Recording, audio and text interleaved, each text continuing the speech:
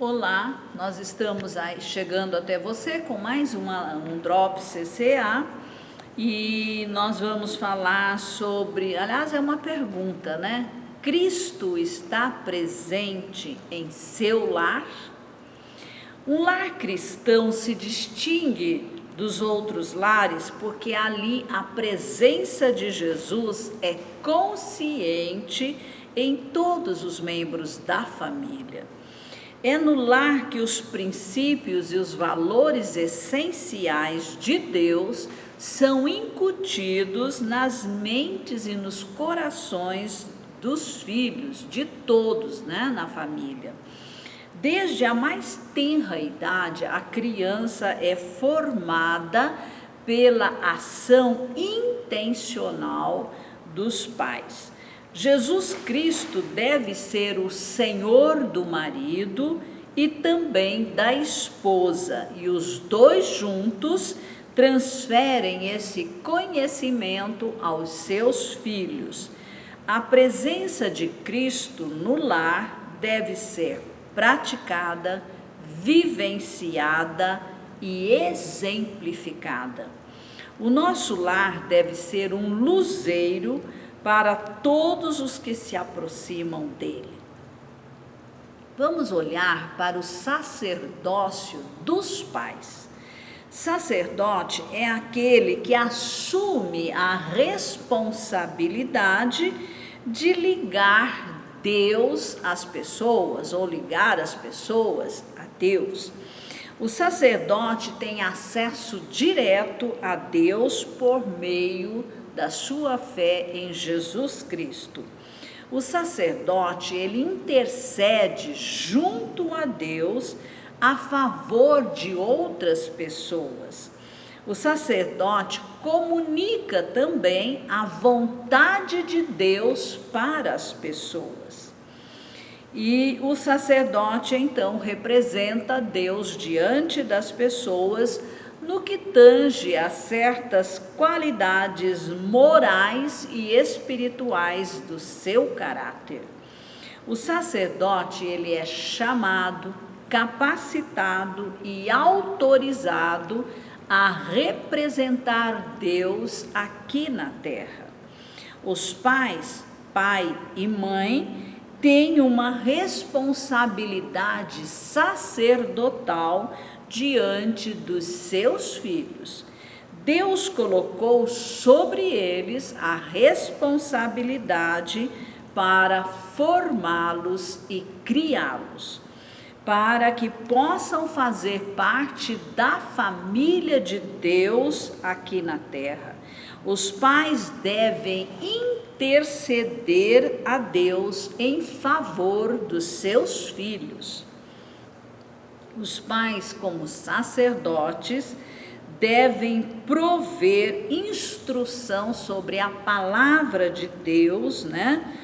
A Bíblia Sagrada, e devem também ser exemplo, não só falar o princípio, não só falar o mandamento, mas vivê-lo também diante das crianças, demonstrar, né? E esse exemplo aí vai falar mais alto do que muitas palavras, né?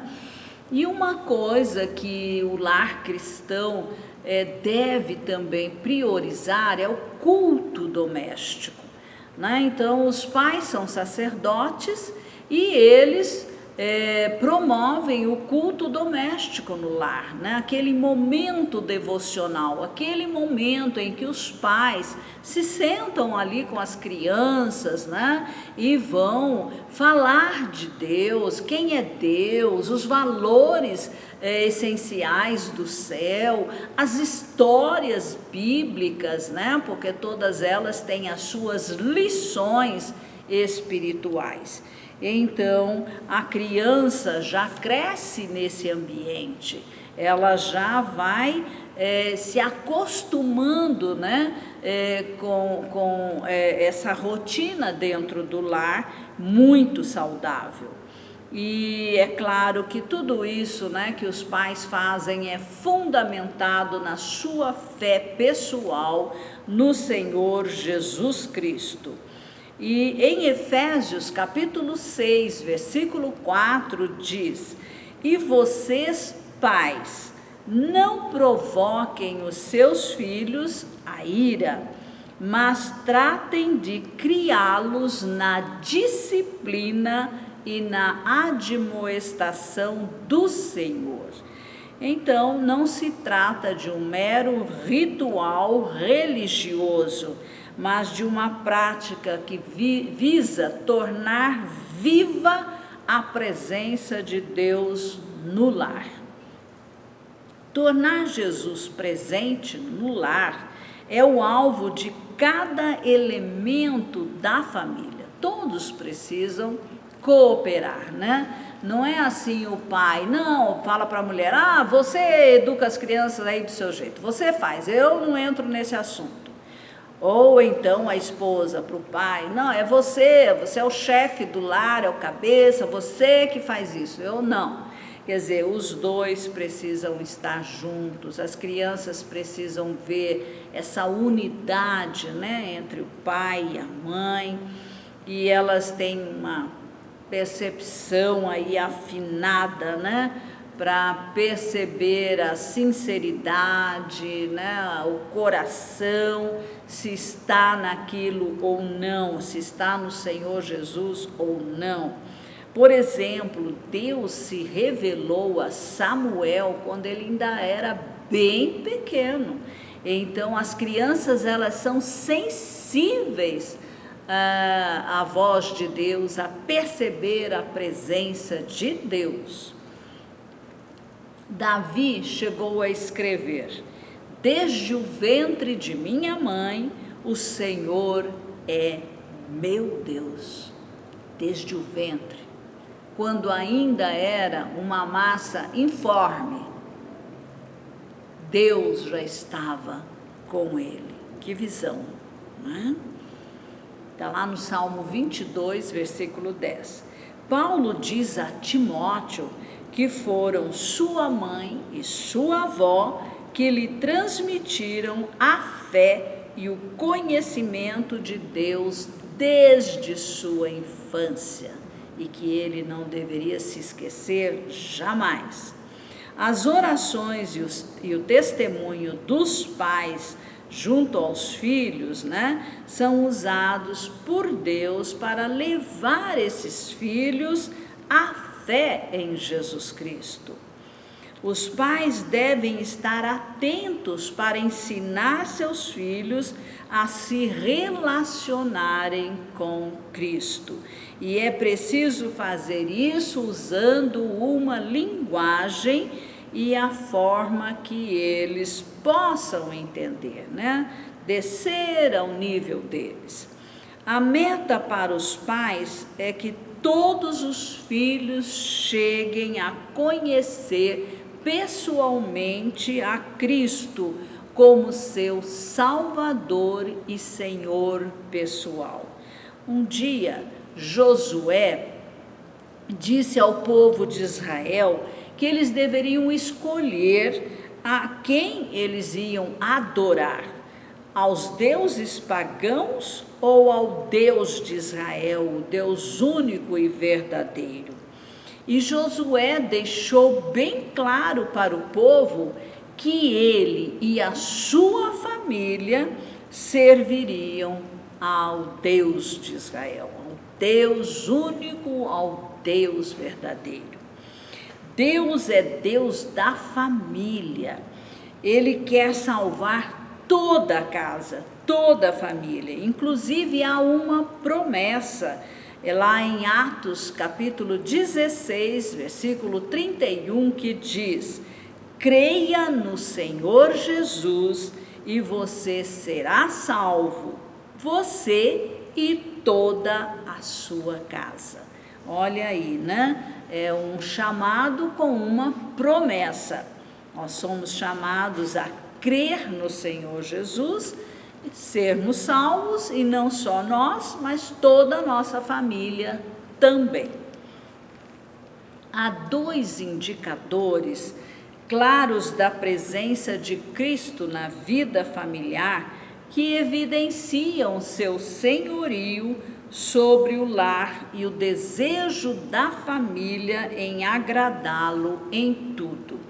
Primeiro, o bom uso do tempo e a disposição de dedicar tempo para Deus a cada dia para orar, ler, estudar e meditar em sua palavra, conversar com a família sobre os interesses do Senhor e realizar o culto doméstico, indica que a família reconhece a presença gloriosa do Senhor em seu meio.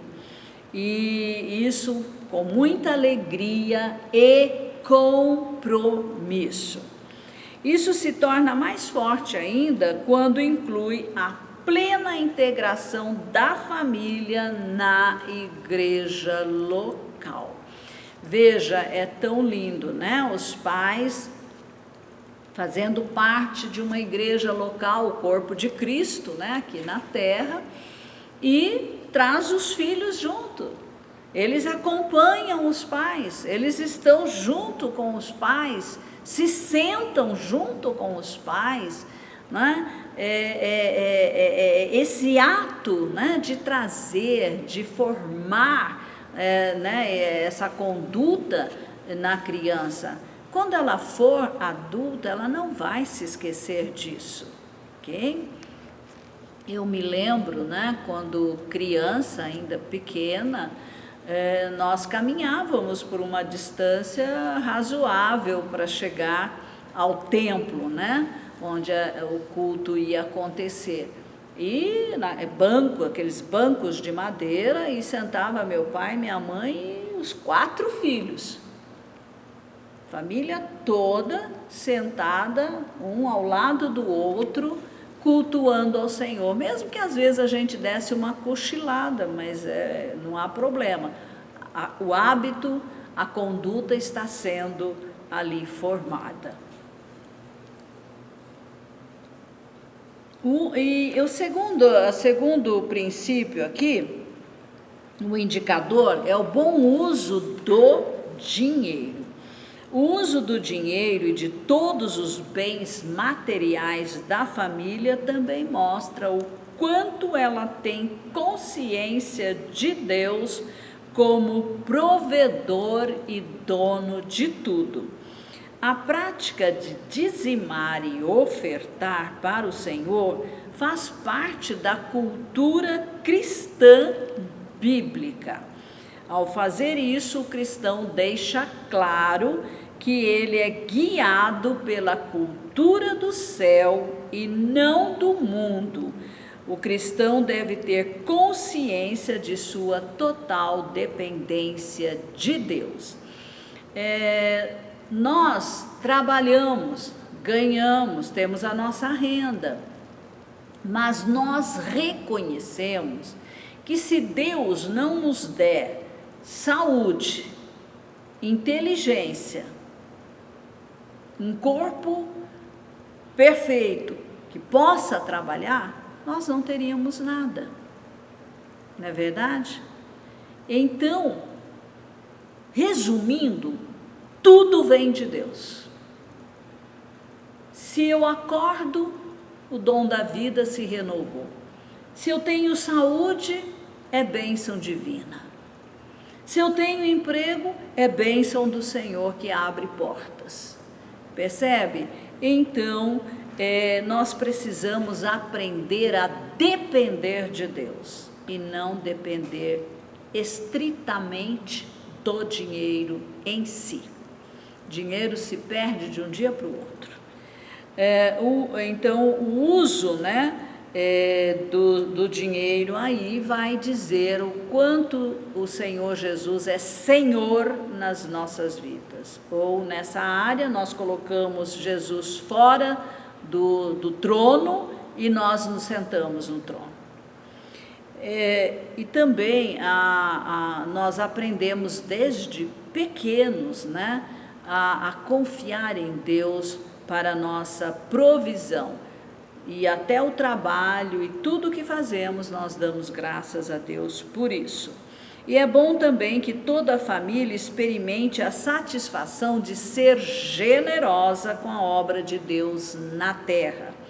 E deve procurar também imitar Jesus no cuidado com os mais necessitados de ajuda, sejam crentes ou não. Então veja, né? Fazer atos de bondade, ajudar os necessitados. Os filhos precisam ver os pais fazendo isso, porque como eles vão aprender se não virem, né? Os pais dando exemplo. Então é preciso sim. Aqui nós vamos ter no dia 22 o dia do serviço, e é muito importante que os pais venham com suas crianças para ver, né, a distribuição de alimentos, de roupas, de itens, né, de uma cesta de Natal para as famílias necessitadas. Nós ensinamos pelo exemplo e mais do que por palavras. Então eu espero, né, que Jesus esteja presente no seu lar, que não seja apenas, né, um Natal de comida, um Natal de enfeites, um Natal de brinquedos para as pessoas, mas que nós possamos dar o maior presente para Jesus, que é o aniversariante, né, o nosso coração, o nosso amor, a nossa vida inteira para Ele. Amém.